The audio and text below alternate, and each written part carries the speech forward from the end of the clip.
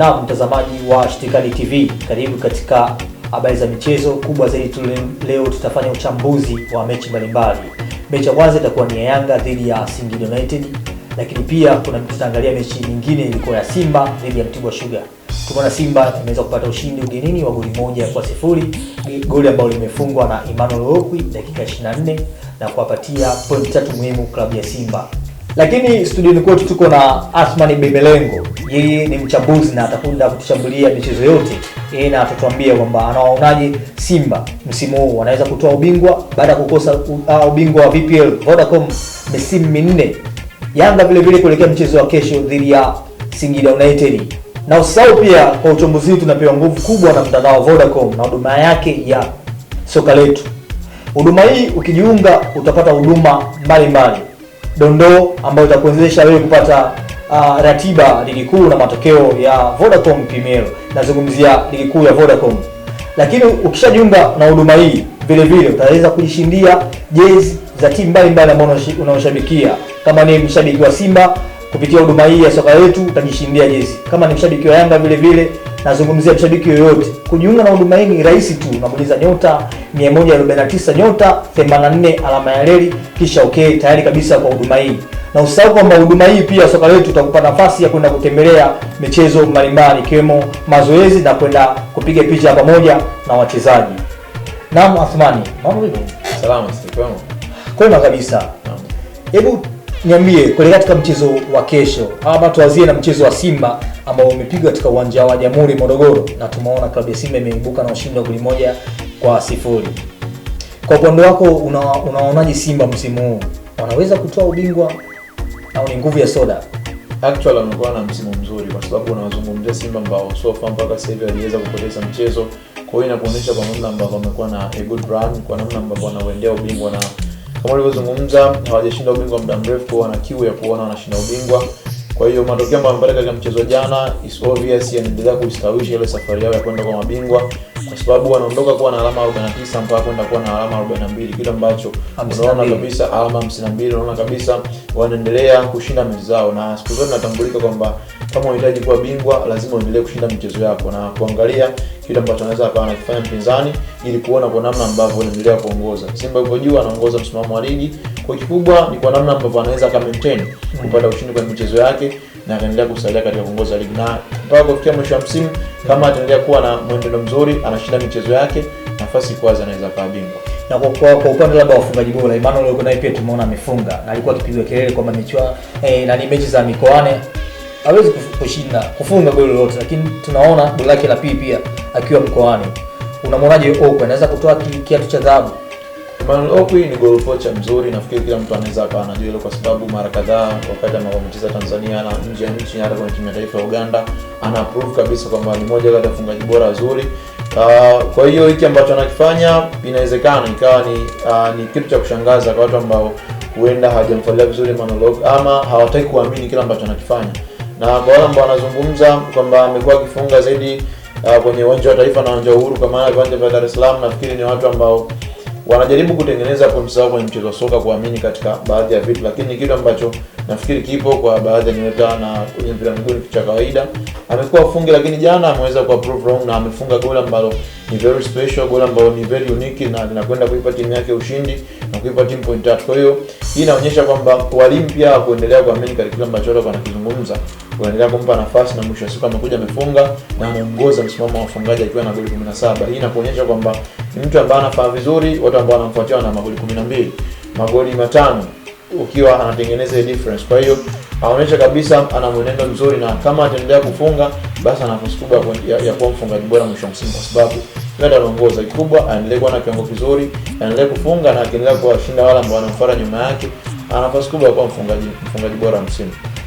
Tukiweka nukta katika mchezo huo Simba dhidi ya Mtibwa Sugar, tupate nafasi ya kuangazia mchezo wa kesho ambao utakopigwa katika dimba la Taifa, na wazungumzia Yanga na Singida United. Hao wanaonekana kama ni watu ambao wamekuwa na ushindani mkali sana.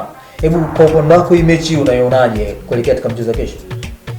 Ni mechi ngumu ukizingatia kwamba hizi ni timu ambazo itakuwa ni mara ya 5 kwenye msimu mmoja ambao ni msimu wa kwanza tangu Singida United wanapanda juu kwenye ligi, na amecheza mchezo wa kwanza kwenye ligi ambao ulimalizika kwa suluhu ya bila kufungana, lakini mchezo wao mwingine ulikuwa mchezo wa Azam Sports Federation ambao ulimalizika kwa goli 1-1 ukaambiwa kwa mikojo ya penalty. Lakini pia kwenye michuano ya Mapinduzi pia walikutana, mchezo kumalizika kwa sare. Mchezo wao kirafiki kwanza walicheza mchezo, Yanga akashinda, lakini kwenye ushindi ambao inaonekana kabisa jioni walikuwa na wakati mzuri. Kwa hiyo inakuonyesha ni timu ambazo zimekuwa na ushindani, na inawezekana ikawa timu ambazo zimekutana mara nyingi kwenye msimu huu, nazungumzia mara ya 5 sana kwenda kukutana. Kwa hiyo upinzani utakuwa ni mkubwa, ushindani utakuwa ni mkubwa sana, ikiwa inachagizwa sana matokeo ambayo yamepatikana. Kwanza ya wao wenyewe wawili, mchezo wao mwisho ulipomalizika, Singida alimuondoa Yanga kwenye michuano ya Azam Sports Federation, ile michuano ya shirikisho ama FA unaweza kusema.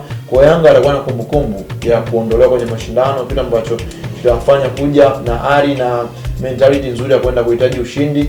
Lakini pia Singida wenyewe wapoteza mchezo wao dhidi ya Mtibwa kwenye ligi, mchezo wao mwisho magoli 3-0. Kwa hiyo kuna kila namna ambayo inafanya kila timu kukama kwenye mchezo ikiwa inaamini kabisa na kila namna ya kuhitaji kupambana kuweza kufanya vizuri. Kwa hiyo ndio maana naweza nikawa naamini kabisa kwa ni moja mchezo mgumu na mchezo bora sana kuweza kutazama. Kuna taarifa kwamba kuna yule mshambuliaji wake ambaye Daniel Usengimana. Kuna taarifa kwamba anakuja kuungana na kwenye kikosi. Je, mchezaji wake akiungana na kikosi kwa hatari yake jinsi tunavyomfahamu, labda Yanga anaweza kupata shida kiasi gani? Dani ni mchezaji ambaye amekuwa na kiwango kizuri tangu misimu mitatu nyuma, namzungumzia mfungaji bora back to back wa ligi kuu ya Rwanda. Amekuja Tanzania katika timu ya Singida, hajawa na wakati mzuri sana kwa sababu labda tu ya ile assembly yenye kocha Singida, kwa wachezaji wengi ni wageni asilimia kubwa.